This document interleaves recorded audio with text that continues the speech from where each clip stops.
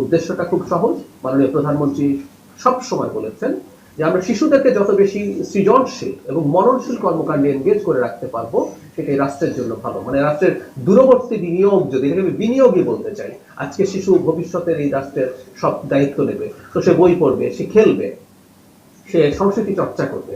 এটাও একটু জানিয়ে রাখি, সংস্কৃতি মন্ত্রণালয়ের পক্ষ থেকে সারা দেশের সব স্কুলে বিভিন্ন কালচারাল মানে বিষয়ে গান, আবৃত্তি, অভিনয়, এগুলো কম্পিটিশন শুরু হতে যাচ্ছে অচিরেই। যেগুলো ওই ফুটবল কম্পিটিশন যেভাবে হলো সেরকম ভাবে এটা হবে এবং ঢাকায় এসে জাতীয় পর্যায়ে সেটা শেষ হবে এবং আমরা এক্সপেক্ট করি মাননীয় প্রধানমন্ত্রী সেটাই উপস্থিত থেকে পুরস্কার বিতরণ করবেন। সড়ক পরিবহন ও সেতু মন্ত্রণালয় পদ্মা সেতুর অর্জনে এ পর্যন্ত ৩,৪০০ কোটি টাকার অধিক টোল আদায় ও হালনাগাদ কিস্তি পরিশোধ করা হয়েছে। সেতু কর্তৃপক্ষ, আমরা গতদিন বলেছি, একটা ডিজিটাল নেটওয়ার্ক তৈরি করছে যার মাধ্যমে টোল আদায় শৃঙ্খলা এবং এটা ইতিবাচক করা যাবে, মানুষের হয়রানি কমে যাবে, একই সাথে সবকিছু মেনটেন করা যাবে। মুক্তিযুদ্ধ বিষয়ক মন্ত্রণালয় ১৬ জুলাই ২০২৬ তারিখে জুলাই শহীদ দিবস উপলক্ষে মুক্তিযুদ্ধ মন্ত্রণালয় কর্মসূচি গ্রহণ করেছে। ১৬ জুলাই ২৬ সালে সকাল ৬টায় রায়ের বাজারে শহীদদের গণকবরে শ্রদ্ধাঞ্জলি এবং রংপুরে বেগম রোকেয়া বিশ্ববিদ্যালয়ের পাশে সড়ক দিকে আবু সাইয়েদ মনুমেন্টের ভিত্তিপ্রস্তর স্থাপন এবং আলোচনা সভা। আপনারা জানেন ১৬ তারিখ আমাদের যে গণ অভ্যুত্থান হয়েছে সেটার একটা খুবই সিগনিফিক্যান্ট দিন। আবু সাইদের ভিডিও আমরা দেখেছি। একই দিনে চিটাগাংয়ে ছাত্রদল কর্মী ওয়াসিম নিহত হয়েছেন। মোট ৬ জন মানুষ এই প্রথম নিহত হতে শুরু হয় এবং এরপর একই দিনে ৬ জন মানুষ, তারপর সংখ্যাটা ক্রমাগত বাড়তে থাকে এবং এই মৃত্যুগুলো শেষ পর্যন্ত আমাদের এই গণ অভ্যুত্থানকে, জনগণকে রাস্তায় নামিয়ে আনতে উদ্বুদ্ধ করেছে। ব্রুটালিটি দেখা, আমরা কোনো মৃত্যু কখনো হোক চাই না, কিন্তু এই মৃত্যুগুলো এই মানুষগুলোর কাছে আমাদের ঋণ রয়ে গেছে। এটা শুধু না, সংখ্যাটা আরো অনেক বড়, সবার প্রতি আছে। কিন্তু ১৬ জুলাই একটা গুরুত্বপূর্ণ ল্যান্ডমার্ক, সেটা উপলক্ষে এই কাজটা মুক্তিযুদ্ধ মন্ত্রণালয় করবে। একই সাথে জানিয়ে রাখি, এর সাথে জড়িত সংস্কৃতি মন্ত্রণালয় অচিরেই আপনাদেরকে এটা জানাবে ব্রিফিং এর মাধ্যমে। 15 জুলাই থেকে 5 আগস্ট পর্যন্ত তাদের বিস্তারিত কর্মসূচি আছে এবং একই সাথে তথ্য মন্ত্রণালয়ও কাজ করছে। সবগুলো আপনারা সময় মতো জেনে যাবেন। সুতরাং জাতির মননে জুলাইকে আমরা জাগিয়ে রাখতে চাই।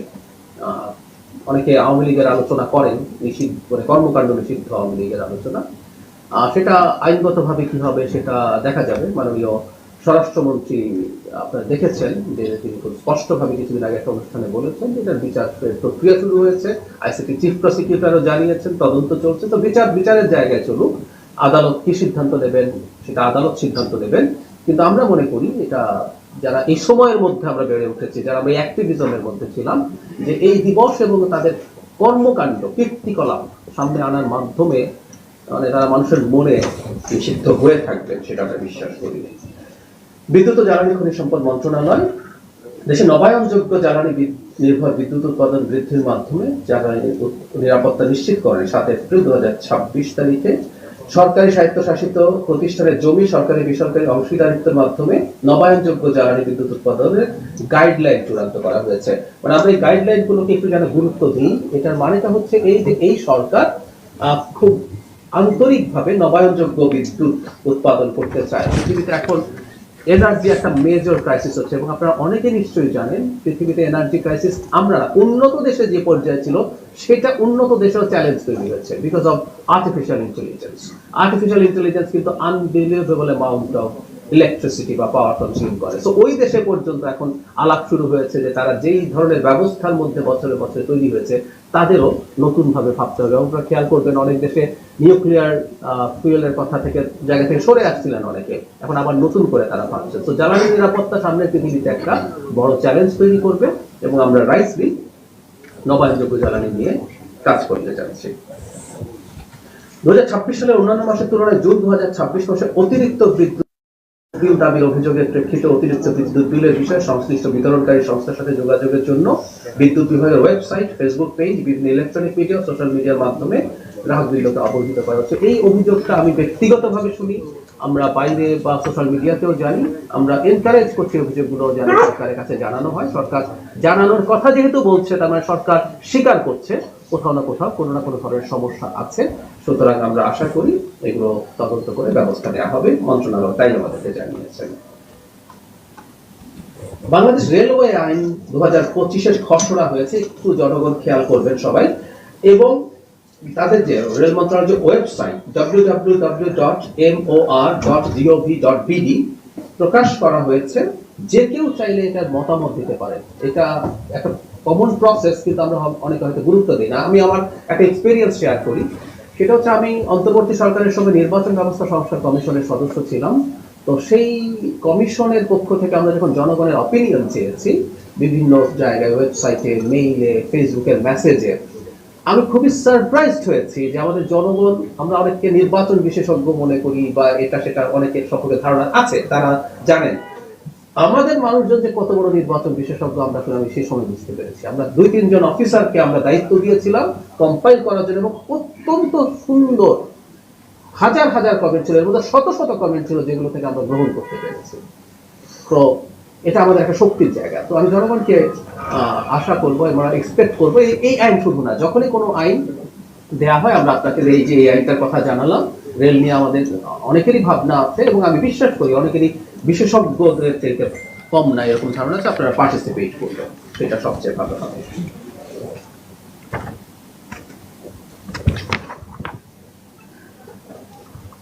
কৃষি মন্ত্রণালয় খাল খনন কর্মসূচি তারা কন্টিনিউ করছেন। কৃষি মন্ত্রণালয়ের আওতাধীন বিএডিসি এবং বিএমডিএ কর্তৃক ইতিমধ্যে 474 কিলোমিটার খাল খনন বা পুনঃখনন করা হয়েছে। বৃক্ষরোপণ করছেন 30 জুন 2026 তারিখ পর্যন্ত 10,33,174টি বৃক্ষরোপণ করা হয়েছে। স্থানীয় সরকার পল্লী উন্নয়ন সমবায় মন্ত্রণালয় প্রধানমন্ত্রীর প্রতিশ্রুতি বাস্তবায়নের অংশ হিসেবে বিরোধী দলীয় সংসদ সদস্যদের অনুকূলে বিশেষ বরাদ্দপত্র হস্তান্তর করা হয়েছে।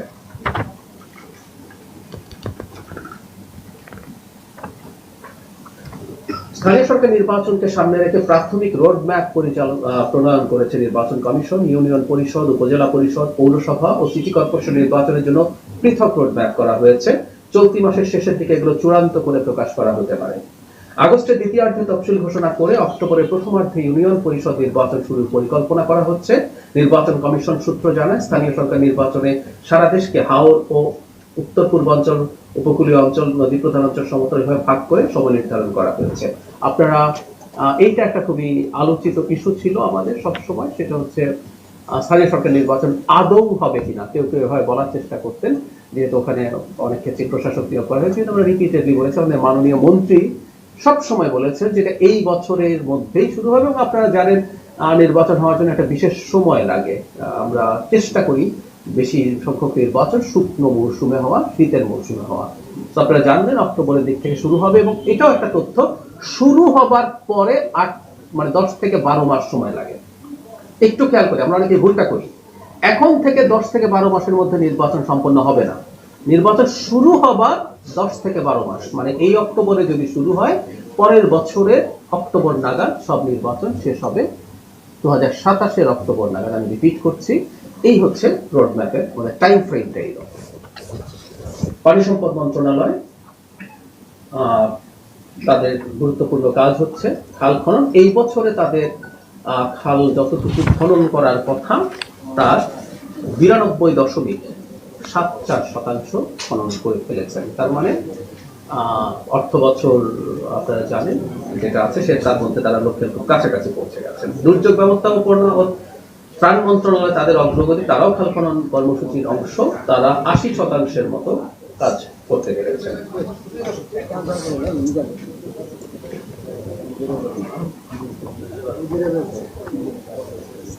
মৎস্য ও প্রাণী সম্পদ মন্ত্রণালয়, এখানে উন্মুক্ত যেসব জলাশয় আছে বিভিন্ন জায়গায় আপনারা তথ্য পেয়ে যাবেন। মাছের পোনা অবমুক্ত করা হচ্ছে। এবং আপনারা এটাও জানেন যে জলাশয়ের যে ইজারা প্রথা ছিল মুক্ত জলাশয়, সেটা তুলে নেওয়া হচ্ছে। তো জাল যার জলাতার ভাবে বলা হয়েছে, যে কেউ যে কোনো সময় গিয়ে মৎস্য আহরণ করতে পারবে। এই দাবি আমাদের যে মৎস্য ধরার সাথে যারা জড়িত আছেন তাদের দীর্ঘদিন থেকে ছিল, এবং এটা একটা গুরুত্বপূর্ণ সিদ্ধান্ত বলেই আমরা মনে করি।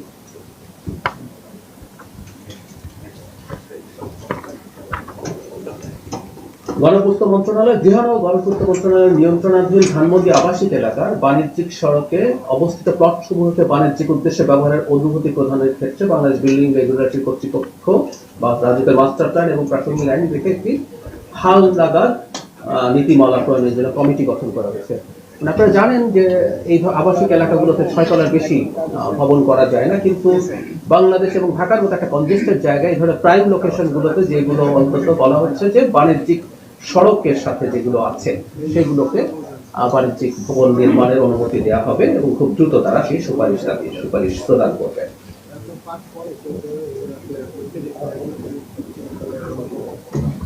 ডাক টেলিযোগাযোগ, আপনারা জানেন আমাদের ডাক সেবার মাধ্যমে তারা কুরিয়ারের কাজ করছেন। ৭৭,৬১৭ কেজি মৌসুমী ফল তারা জনগণের কাছে পৌঁছে দিয়েছেন। সরকারি সেবা হয়তো প্রচারণা খানিকটা কম, কিন্তু সরকারি সেবা তুলনামূলকভাবে সস্তা আমাদের বেসরকারি সেবা চাইতে। আমরা জনগণকেও বলবো তারা তাদের বাণিজ্যিক প্রেফারেন্স থেকেই যেন সরকারের কাছে আসেন। তারা যদি গ্রাহকের কাছে কম মূল্যে পণ্য পৌঁছে দিতে পারেন সেটা তাদের জন্য ভালো হবে। আইসিটি বিভাগের একটু তথ্য আছে। Bangla long audio transcription system উদ্বোধন করা হয়েছে, সার্ভিস চলমান রয়েছে। বিজ্ঞান ও প্রযুক্তি মন্ত্রণালয়, বাংলাদেশ পরমাণু শক্তি কমিশনের আওতাধীন দেশের বিভিন্ন স্থানে স্থাপিত 22টি পরমাণু চিকিৎসা ইনস্টিটিউটের মাধ্যমে 58,338 জন রোগীকে PET CT, thyroid scan, radiotherapy, BMD, ultrasonography ইত্যাদি পরমাণু প্রযুক্তি বিষয়ক চিকিৎসা প্রদান করা হয়েছে। খাদ্যের নমুনা তেজস্ক্রিয়তা পরীক্ষা করা হয়, সেগুলো তাদের রেগুলার যে কর্মকাণ্ড আছে সেটা চলছে। যুব ক্রীড়া মন্ত্রণালয়ের একটা খুব গুরুত্বপূর্ণ খবর আছে, সেটা হলো দেশের তৃণমূল পর্যায় থেকে ক্রীড়া প্রতিভা খুঁজে বের করতে তরুণ প্রজন্মকে মাঠমুখী করার জন্য 29 জুন যুব ক্রীড়া প্রতিমন্ত্রী জনাব আমিনুল হক নতুন পুরী স্পোর্টসের দ্বিতীয় আসরের অনলাইন রেজিস্ট্রেশন প্রক্রিয়ার ঘোষণা দেন। তারিখ হচ্ছে 31 আগস্ট থেকে আগামী 31 আগস্ট পর্যন্ত 2 মাস ব্যাপী রেজিস্ট্রেশন কর্মকাণ্ড চলবে। 1 সেপ্টেম্বর থেকে 31 আগস্ট 2014 সালের মধ্যে জন্ম, মানে 1 সেপ্টেম্বর 2012 থেকে 31 আগস্ট 2014 সালের মধ্যে জন্মগ্রহণকারী 12 থেকে 14 বছরের শিশু কিশোররা এই প্রতিযোগিতায় অংশ নিতে পারবে। আর নতুন কুড়ি যেটা সংস্কৃতির বিষয় হতো, সেটা অসাধারণ একটা মানে জনগণের মধ্যে, শিশুদের মধ্যে এটার প্রভাব তৈরি হয়েছিল, উৎসাহ তৈরি হয়েছিল। এটা নতুন করি যে আগের নতুন করি সেটা কন্টিনিউ করছে, নতুন করি স্পোর্টস আসছে। আপনারা বুঝতেই পারছেন যে এর মাধ্যমে ক্রীড়া প্রতিভা এবং আমাদের মাননীয় প্রধানমন্ত্রী যে কথাটা সবসময় বলেন, কাজের সাথে যেন মানে খেলা তো বাচ্চারা খেলবে, আমরা খেলেছি বা সবাই খেলবে, তাদের শারীরিক সক্ষমতার প্রশ্ন আছে, তাদের বিনোদনের প্রশ্ন আছে, কিন্তু এগুলো যাতে জীবিকা হয়ে ওঠে, এটা শুধু খেলার ক্ষেত্রে না, সাংস্কৃতিক কর্মকাণ্ড যেন জীবিকা হয়ে ওঠে, সেই চেষ্টা হবে। এই প্রসঙ্গে একটু জানিয়ে রাখি, এটা নিয়ে আমরা হয়তো আরো কথা বলবো। ক্রিয়েটিভ ইকোনমি বলে একটা কনসেপ্ট এবার বাজেটে এসছে, যেখানে আসলে সাংস্কৃতিক বা এইসব ক্রিয়েটিভ কাজ ক্রীড়াকেও আমরা যদি এর মধ্যে ধরি, সেটার মনিটাইজেশন, মানে যিনি কাজটা করছেন তিনি যেন সেটা দিয়ে উপার্জন করতে পারে এবং এটাকে কেন্দ্র করে যেন রাষ্ট্রের অর্থনীতি খুব ভালো ইম্প্যাক্ট করতে পারে, সেই চেষ্টা আমরা করার পথে আছি। পরিবেশ, বন ও জলবায়ু বিষয়ক মন্ত্রণালয় তার যে রুটিন কাজ সেগুলো খুব ভালোভাবে করে যাচ্ছেন। আপনারা পেয়ে যাবেন বিভিন্ন প্রতিষ্ঠানের বিরুদ্ধে যারা পরিবেশ দূষণ করছেন, নীতিমালা মানছেন না, তাদের বিরুদ্ধে মামলা হয়েছে, সেগুলোর জন্য জরিমানা, ক্ষতিপূরণ আদায় করা হচ্ছে, বনভূমি উদ্ধার করা হচ্ছে, বন্যপ্রাণী উদ্ধার করা হচ্ছে, যথেষ্ট পরিমাণে এগুলো হচ্ছে। এগুলো ব্যাপার যেটা হয়, এইসব কাজের দায়িত্বপ্রাপ্ত তারা সবসময় ছিলেন, কিন্তু একটা সময় এগুলো খুব আন্তরিকতার সাথে করা হয়নি। আমরা বিশ্বাস করি এই সরকারের সময়টা খুব ভালোভাবে কন্টিনিউ করবে। পরিকল্পনা মন্ত্রণালয় এমপিভুক্ত মোট প্রকল্পের মধ্য থেকে বরাদ্দ দেয়া হচ্ছে, সেগুলো পরিকল্পনার কাজ যেটা তারা সেগুলো যাচাই বাছাই করছেন এবং সেগুলোর ব্যাপারে তাদের বরাদ্দ নিশ্চিত করছেন। স্বরাষ্ট্র মন্ত্রণালয় বরাবরের মতো তাদের যেসব নিয়মিত কাজ হয়ে যাচ্ছে, তারা অপরাধীদেরকে ধরছেন, তারা অস্ত্র, মাদকদ্রব্য সেগুলো উদ্ধার করছেন। একই ধরনের কাজ স্পেশালাইজ যে সংস্থা আছে, র্যাব, তারা করছেন, বিজিবি করছেন, এগুলো সাকসেসফুলি কন্টিনিউ, কোস্ট গার্ড করছেন।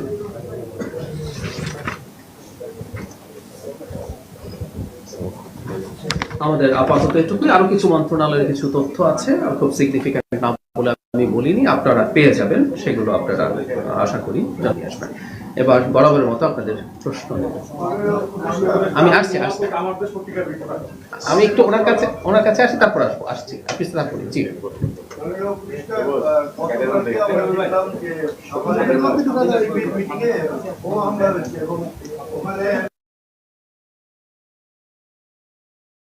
প্রশাসনের সহযোগিতায় এই হামলা হয়েছে, সরকার কি আইন শৃঙ্খলা পরিস্থিতি নিয়ন্ত্রণে খুব বেশি? আচ্ছা, গতকালের ঘটনাটা খুবই দুঃখজনক।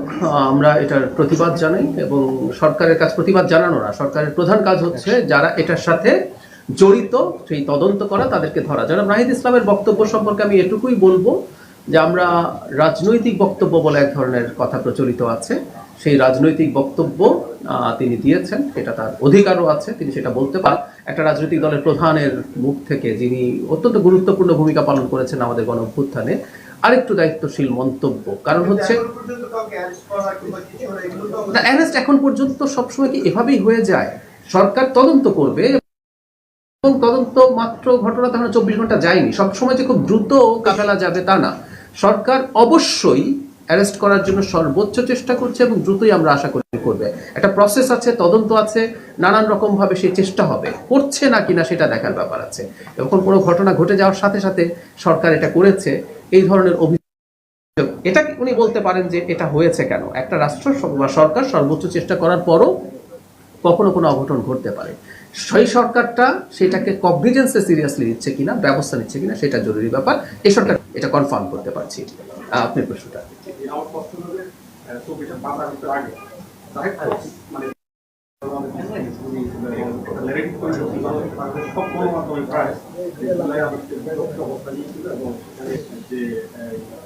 উন্নয়ন বা গণহত্যা সেই যে আমরা পার্লামেন্টের আলোচনা হয়েছে যে প্রায় 30 লাখ কোটি টাকা পাচার এবং ব্যাপক উন্নয়নের নামে যে আমার শিশুর মৃত্যুর টাকা পাচার করে টাকা কেন্দ্রের নামে যে লুটপাট করলো আমার ক্ষেত্রে প্রায় কত হাজার বিঘার আপনি দেখছেন সাবজেক্টের কত টাকা পাচার। তো সেখানে এখন পর্যন্ত প্রায় গণতান্ত্রিক সরকারের কাছে আমাদের প্রায় চাওয়া ছিল যে বিচারের আওতায় আনবে, এই তদন্তের আওতায় আনবে। আজকে মজুর কমিশন একটা রিপোর্ট দিয়েছে, চিহ্নিত করছে যে কারাগারের সাথে মিলিয়ে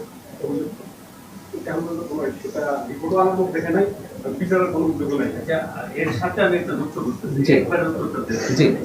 জুলাই নিয়ে কটূক্তি করছে কিছু কথিত সাংবাদিক, এখনো করে যাচ্ছে, তাদের এবং তাদের চ্যানেলের প্রতি কোনো ব্যবস্থা। আচ্ছা, আমি আসছি প্রথম হলো টাকা পাচার নিয়ে। টাকা পাচার নিয়ে আপনি খেয়াল করবেন, এই সরকার দায়িত্ব গ্রহণ করার পরও বিভিন্ন জায়গায় বিভিন্ন ব্যক্তির সম্পত্তি বাজেয়াপ্ত হয়েছে। মানে সরকার যদি আইনি প্রসেসে না থাকতো এই কাজগুলো হতো না, এটা নাম্বার 1। আর কুইক রেন্টাল বা বিদ্যুৎ ক্ষেত্রে টাকা, মানে অন্যান্য ক্ষেত্রে বা সেক্টরে যেভাবে টাকা লুট হয়েছে বলা হয়, এটা একটু ভিন্ন ছিল। এটার ভিন্নতাটা এই জায়গায়, এটা এক ধরনের লিগ্যাল ফ্রেমওয়ার্কের মধ্যে হয়েছিল। মানে আমরা কিন্তু সেই সময় সরকারকে ক্রিটিসাইজ করতাম যে এই চুক্তিগুলো এমনভাবে হয়েছে যেগুলো অন্যায়ভাবে কিছু ব্যক্তিকে আইনগতভাবে সুবিধা দিয়েছে। ওখানে কিন্তু আইন ছিল এবং আপনারা একটা স্পেশাল আইন ছিল, দ্রুত সরবরাহ আইন, যেটাকে আমরা এক ধরনের ইনডেমনিটি বলতাম। সো ওইটা ওই জায়গাটা ছিল। এখন এই সরকার দায়িত্বে এসছে, নিশ্চিতভাবেই সেই সব কিছু তদন্ত, আমি যে বললাম যে আপনি বাইরে দেখবেন যে বেশ কয়েকটা জায়গায় এর মধ্যেই খবর এসছে যে সম্পত্তি বাজেয়াপ্ত হয়েছে, সরকার এগুলো করবে। তবে এটা বলে রাখা ভালো, গ্লোবাল আলোচনা এটা আমরা সবাই জানি যে পাচারকৃত টাকা ফিরিয়ে আনা হবে, এই কাজটা কঠিন, এই কাজটা খুবই কন্টিনিউয়াসলি লেগে থাকার, এই জন্য ফলাফল দেখতে আমাদের একটু সময় লাগবে। বরং আমরা এখন থেকে যেটা চেষ্টা করছি ওইটা তো আছেই, যাতে টাকা পাচার না হয় আমরা সেই কাজটা করার চেষ্টা করবো। আপনি এটা নিশ্চিত থাকুন যে ওই সময় যে কাজটা, যারা এই কাজগুলো করেছে এই সরকার, তাদের প্রতি সিম্পাথাইজড হওয়ার কোনো কারণ নেই। আর একটা কথা মনে রাখতে হবে, ওই অবৈধ ক্ষমতায় আওয়ামী লীগ যখন ছিল, তার সবচেয়ে বড় সাফারার হচ্ছে যে সরকারটা, যে দলটা সরকার এখন ক্ষমতায় আছে, যিনি প্রধানমন্ত্রী আছেন, যিনি তার মা, তারা ব্যক্তিগতভাবে সাফার করেছে। সুতরাং এই ব্যাপারে সরকার সতর্ক থাকবেই। আর ভাই যে প্রশ্নটা করলেন জুলাই সম্পর্কে কটূক্তি, এটা নিয়ে একটু আমার মনে হয় আমাদের সমাজে, আমি সবাইকে একটু আহ্বান করছি এই বিতর্কটা একটু সমাজে হোক।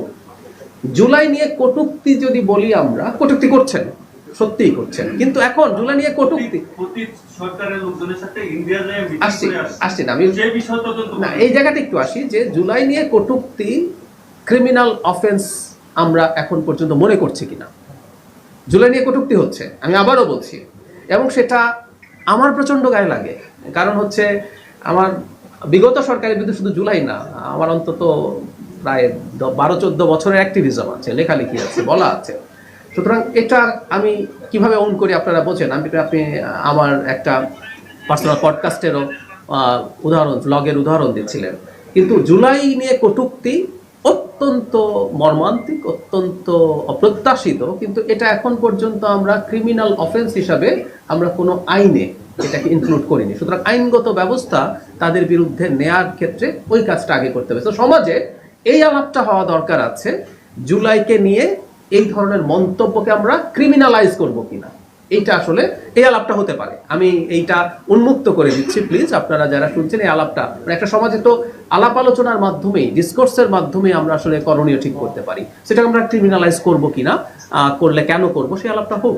এখন পর্যন্ত যেহেতু না, আমরা সেটাকে বলি, এবং বরং আমরা একটা জিনিস হয়তো এইভাবে বলতে পারি যে যেহেতু এটা ক্রিমিনালাইজ করিনি আমরা, তারা এই মতো বাংলাদেশে প্রকাশ করছেন, এবং সরকার, এই সরকার জুলাইয়ের স্পিরিটের সরকার যে কোনো বিবেচনায়, কিন্তু সরকার কারো প্রতি কোনো গায়ের জোরে কোয়ার্সিভ কিছু করতে যান নাই। সরকার একটা সময় যেটা করতো, একটা ফ্যাসিস্ট, একটা মাফিয়া সরকার যেটা করতো, সেরকম কিছু করছে না।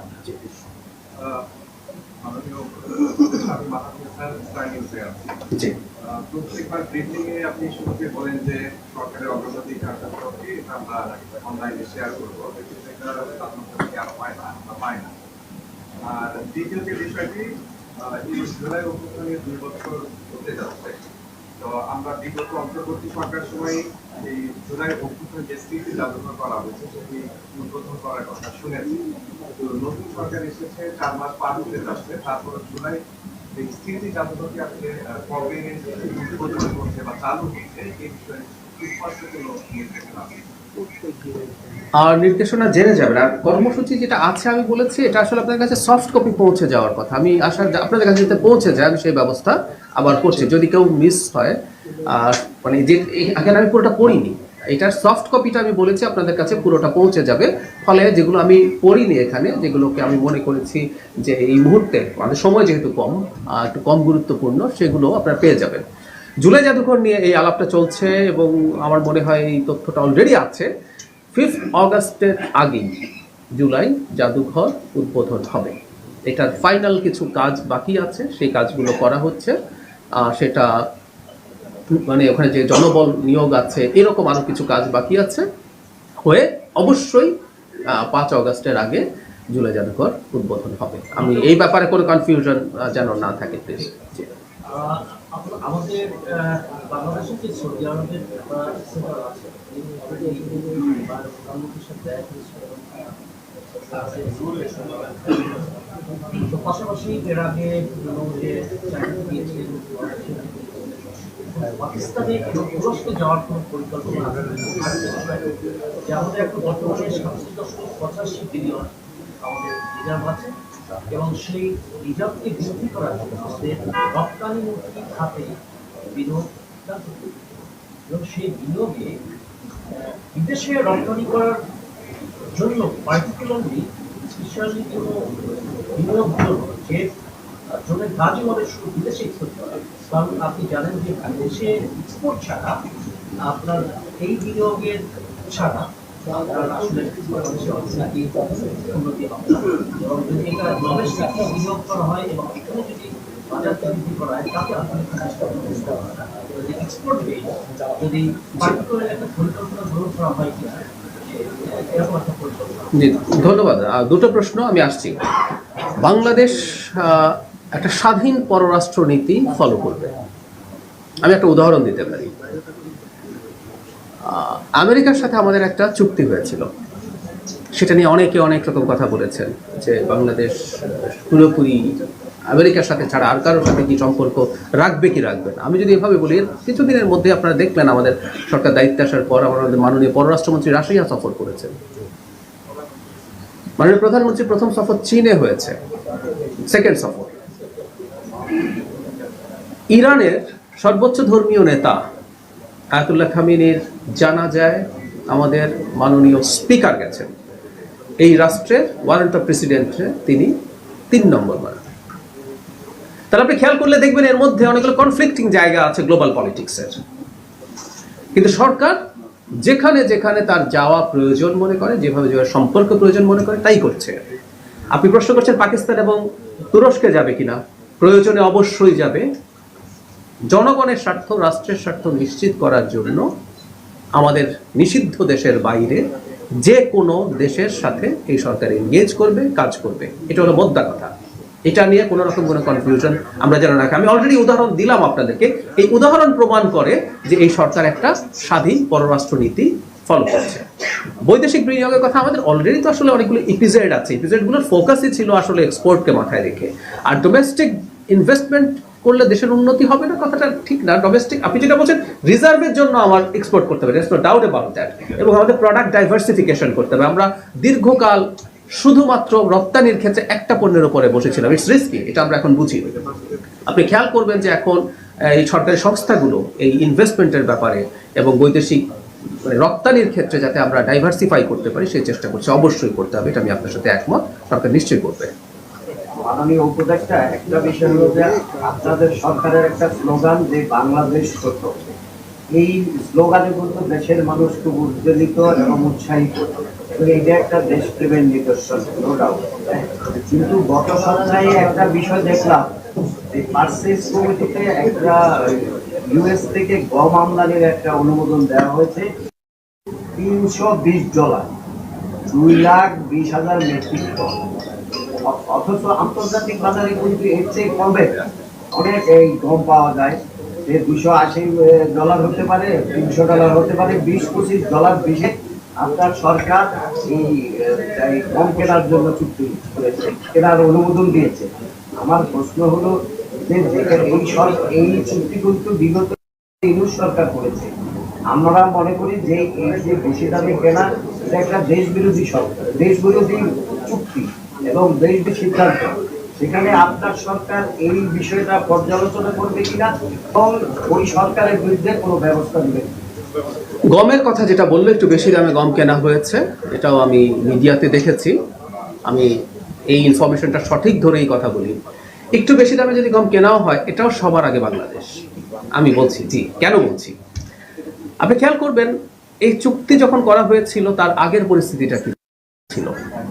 রেসিপ্রোকাল ট্যারিফ দেওয়া হয়েছিল। আমাদের গার্মেন্ট প্রোডাক্টের উপরে খুব বড় একটা ট্যারিফ পড়েছিল। আপনি তো তখন যেটা হচ্ছে যে ট্রেড ডেফিসিট আছে সেটা কমানোর জন্য কিছু পণ্য তাদের কাছ থেকে আমরা বেশি কিনবো, এই ধরনের একটা আন্ডারস্ট্যান্ডিং আমাদের মধ্যে হয়েছে। তাতে লাভ কি হলো? লাভ হচ্ছে আমরা আমাদের ওই যে বললাম এতক্ষণ, আমাদের তো এই মুহূর্তে অন্তত গার্মেন্টের উপরে যদি আমরা খুব বড় আমাদের ইউরোপিয়ান ইউনিয়নকে যদি একক ইউনিট হিসেবে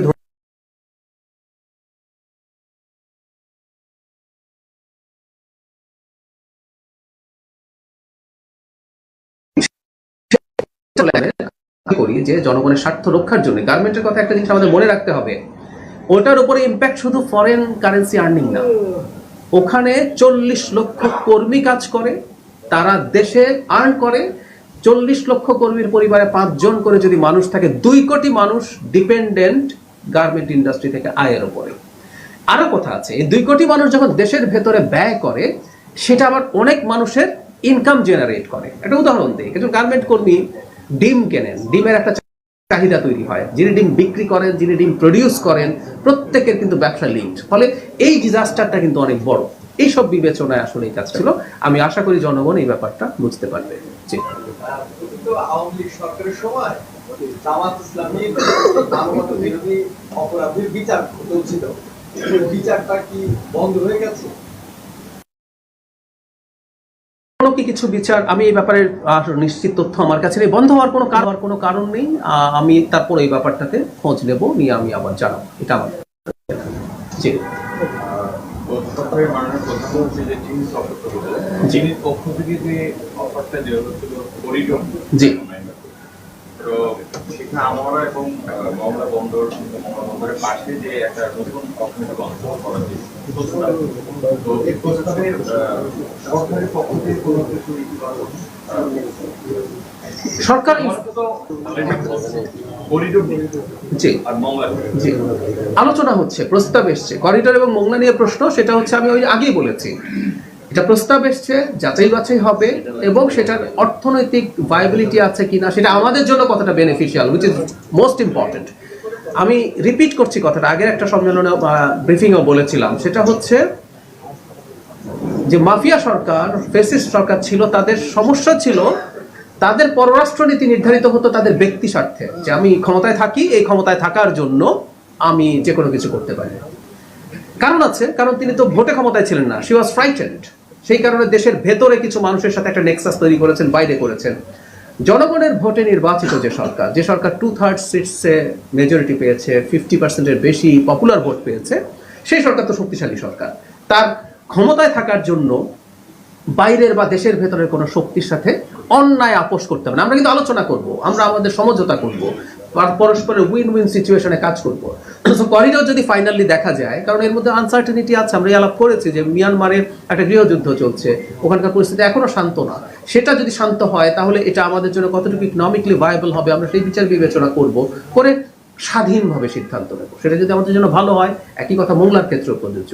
আমি এই কথাটা নিশ্চিত করছি, এই রাষ্ট্র এবং জনগণের স্বার্থ নিশ্চিত করার জন্য যা যা করা দরকার এই সরকার করবেন, মাননীয় প্রধানমন্ত্রী করবেন। এই সরকার যেহেতু জনগণের ভোটে নির্বাচিত, খেয়াল করুন, জনগণের স্বার্থ বিকিয়ে কিছু করলে একটা মাফিয়া সরকারের কিছু আসে যায় না, কারণ উনি নির্বাচনে যাবেন না, তো উনি আবার রাতের ভোট করে বা মেরে কেটে ক্ষমতায় থেকে যাবেন।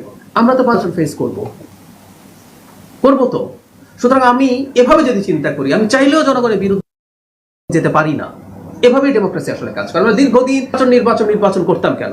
দিস ইজ দ্য রিজন, যে একটা সরকার যদি মনে করে 5 ইয়ার্স আমি যদি আবার দায়িত্বে থাকতে চাই, আমার জনগণের সামনে যেতে হবে, সুতরাং জনগণের জন্য অকল্যাণকর কিছু করে সেটা যে হবে না সেটা সে বোঝে। সুতরাং জনগণ যাতে এভাবেই এই ব্যাপারে আশ্বস্ত থাকেন। আর একটা কথা একটু বলে রাখা ভালো, ওই যে বললাম একটু আগে গমের যে আলোচনাটা হলো, অনেক সময় এটা হয় যে অ্যাপারেন্টলি মনে হচ্ছে আমাদের ক্ষতি হচ্ছে, কিন্তু আমাদের বৃহত্তর পিকচার যদি আমরা দেখি, অনেক ক্ষেত্রে আমরা মনে হয় জবাব পেয়ে যাবো। আসছে উনি করছেন, আসছে। আপনার মন্তব্য সম্পর্কে সেটি হচ্ছে যে আপনি প্রায় সময় সাংবাদিকদের বলেন যে তারা ভূমিকা পালন করে বলেন। আমরা কিছুদিন আগে দেখলাম যে এই যে চূড়া হত্যাকাণ্ড নিয়ে সামাজিক যোগাযোগ মাধ্যমে পুরা রক্তে লাভ হয়ে গেছিল। আপনি যখন গণমাধ্যমকে দায়িত্বশীল বলেন, তথ্য মন্ত্রণালয় তারা আসলে এই ধরনের তারা নিজেরা দায়িত্বশীল ভূমিকা পালন করছে, যারা দায়িত্বশীল ভূমিকা পালন করছেন, আমার মনে হয় এটা নিয়ে যথেষ্ট কাজ আছে। এখন আমি একটু খোলামেলাই বলি যে যেটা হয়েছে, হয়তো আমি জেনে বসেছি, কাজ হচ্ছে, কিন্তু আমরা খুব গুরুত্বপূর্ণ এগুলো ডিবাঙ্ক করছি, এগুলো ফটো কার্ড তৈরি হচ্ছে। সম্ভবত ডিসেমিনেশনে, যে মানুষের কাছে পৌঁছানো, সেটার ক্ষেত্রে কিছুটা সমস্যা আমি খেয়াল করছি। সুতরাং এটা কাটিয়ে ওঠা, আমরা এক্সিস্টিং সেট আপ নিয়ে কি করা যায় সেটা করছি। আর একটু জানিয়ে রাখি, আমরা একটা প্রজেক্ট করছে, যে প্রজেক্টের মূল ফোকাস আসলে হবে যেখানে একদম ডেডিকেটেড মানুষ থাকবেন, এবং সম্ভব হলে আমি চেষ্টা করব মানে রাতেও শিফট থাকবে, কারণ কিছু কিছু ডিসইনফরমেশনের মুহূর্ত ম্যাটার করে, যে 10 মিনিট 15 মিনিটে ক্ষতি হয়ে যাওয়ার সম্ভাবনা থাকে। সো এরকম একটা টিম তৈরি করা যারা এটা করবে এবং এটা ডিসেমিনেট করবে, পৌঁছে দেবে মানুষের কাছে বিভিন্ন ফর্মে। আমরা এখন ফটো কার্ডের চাইতে অনেকে ভিডিও দেখতে পছন্দ করি, সো কোনো না কোনো ফর্মে যাতে এটা করা যায়, আমরা এটা হচ্ছে, এটাকে আমরা স্ট্রেংথেন করবো। আমি এটা একমত যে আমরা এটা জনগণের সামনে যে মুহূর্তে পৌঁছে যাবে সেটা এখনো অতটা হচ্ছে না, আমরা সেটা নিয়ে কাজ করছি। আপনি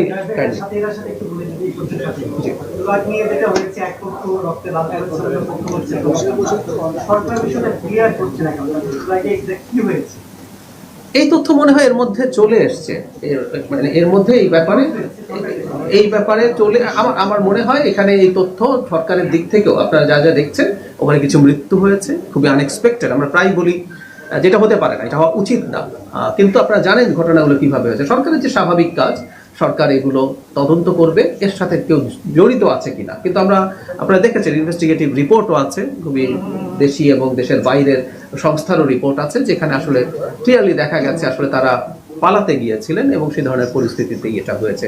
এগেইন আমরা দুঃখজনক মনে করি। আওয়ামী লীগ যারা এখনো করেন, এখনো যারা আওয়ামী লীগের মিছিল করতে আসেন, আমি খুব দুঃখ পাই, আমি সত্যিই দুঃখ পাই, কিন্তু তাদের জীবনও মূল্যবান। তারা এই রাষ্ট্রের নাগরিক, এটাও আমরা বিশ্বাস করি, এবং প্রত্যেকের প্রতি আমরা এই আহ্বান জানাতে চাই, রাষ্ট্রের আইন যেন তারা মেনে চলেন। এখন পর্যন্ত নিষিদ্ধ হচ্ছে, আওয়ামী লীগ তো নিষিদ্ধ হয়, তাদের কর্মকাণ্ড নিষিদ্ধ আছে, তারা একটু অপেক্ষা করুন, আদালতে এটা যাবে, আমাদের মাননীয় স্বরাষ্ট্রমন্ত্রী জানিয়েছেন, আমাদের আইসিটি থেকে জানানো হয়েছে, তদন্ত চলছে, সেই সময়টা পর্যন্ত অপেক্ষা করলেই হবে। বিচারে যদি দেখা যায় যে তাদেরকে নিষিদ্ধ করা হচ্ছে না, আবারও বলছি এটা আদালতের এখতিয়ার, তিনি সব পক্ষকে শুনেই সিদ্ধান্ত নেবেন, তাহলে তারা তাদের কর্মকাণ্ড করতে পারবেন। আমার এইটুকু করা দরকার, এটা যে মূলের জায়গাটা একটু অ্যাড্রেস করতে হবে। হচ্ছে যে আপনি হঠাৎ করেই আমরা গত কয়েকদিন ধরে দেখছি সামাজিক যোগাযোগ মাধ্যমে যিনি পলাতক ভারতে হচ্ছে, বিশেষ করে নানক এবং মায়ার হীরার দুজন খুব বক্তব্য দিচ্ছেন, ঢাকাতে রক্তের বন্যা বসিয়ে দাও, তাদের কর্মীদের বলছেন মোহাম্মদপুর যেন কোনোভাবেই নিয়ন্ত্রণ না নিতে পারে, সেটা নানক সাহেব বলছেন, সেটাতে ঠিক আছে। এই যে একটি দেশে বসে যে দেশটির সাথে আমাদেরও ভালো সম্পর্ক, বা আপনারাও চাচ্ছেন যে ভালো সম্পর্ক থাকবে ভারতের সাথে, সব দেশের সাথে, সেই দেশে বসে এটা কি গভর্নমেন্ট টু গভর্নমেন্ট কোনো কথা বলা যায় কিনা, যে এই ধরনের যে প্রচারণা চালাচ্ছে যে আমাদের দেশের অভ্যন্তরীণ আইন শৃঙ্খলার অবনতি ঘটানোর জন্য, এই বিষয়গুলি আপনারা? আমি প্রাথমিকভাবে একটা কথা বলি সরাসরি, আমি পরে আপনার প্রশ্নের জবাব দিচ্ছি। ভারতে বসে এই যাদের নাম বললেন আওয়ামী লীগের নেতা বা শেখ হাসিনা তো কি করতে বলেছিলেন না? বলেছিলেন তো। উনি চেহারা দেখান না, আমি ধারণা করি এটা দেখাতে উনি কুণ্ঠিত, ওনার পরাজিত বিধ্বস্ত চেহারা দেখান, কিন্তু অডিওতে তো অনেক কথাবার্তা বলেন। আমাদের মিডিয়াতে প্রচারের নিষেধাজ্ঞা থাকলে সোশ্যাল মিডিয়াতে চলে যায়, এটা করো ওটা করো, নানান কথাবার্তা। Did anything happen? টাকা আছে, টাকা খরচ করে, আমি আগে একদিন বলেছিলাম, কিছু চোর ডাকাত খারাপ লোক, বিভৎস লোককে টাকা পয়সা দিয়ে অনেক কিছু করানো যায় না। আমরা এটা বলতে চাই যে এই আহ্বান জানিয়েছে, কি হয়েছে এক্স্যাক্টলি? কিছু হবে না, আমি এটা বিশ্বাস করি। ওই নৈতিক শক্তিটাই তাদের নাই, কিছুটা আছে, ওই যে বললাম টাকার শক্তি আছে 10-15 জন লোককে দিয়ে কিছু করানোর জন্য। তো এটা দিয়ে এই দেশে কোনো রকম কোনো খারাপ কিছু করার সক্ষমতা আওয়ামী লীগের নেই। আওয়ামী লীগ কি করা উচিত সেটা তারা বুঝবে, কিন্তু তারা যে পথের কথা বলছেন এটা এই দেশে ওয়ার্ক করবে না, ফুল স্টপ। আপনার এই কথাটার সাথে আমি একমত যে ইন্ডিয়াতে বসে তারা যে কাজটা করছেন, এটা মানে রাষ্ট্রীয় জায়গা থেকে আমরা, এটা আগেও আমাদের সরকার থেকে কথা বলা হয়েছে, এটা বলা হবে, কারণ এদের অনেকেই মামলার আসামি আছেন, এদের অনেকের নামে ওয়ারেন্ট আছে, কারো কারো নামে সাজা হয়ে গেছে। সুতরাং তারা যেন ওখানে আমাদের কাছে হস্তান্তর, কথা বলা দূরে থাকুক, তাদেরকে তো আমাদের কাছে হস্তান্তর করারই কথা আছে। আমরা সেই জায়গা থেকে রাষ্ট্রীয়ভাবে এই কথা নিয়মিতভাবে বলা হচ্ছে, আমরা সেটা চালিয়ে যাব। আমি শেষ করি। Thank you very much.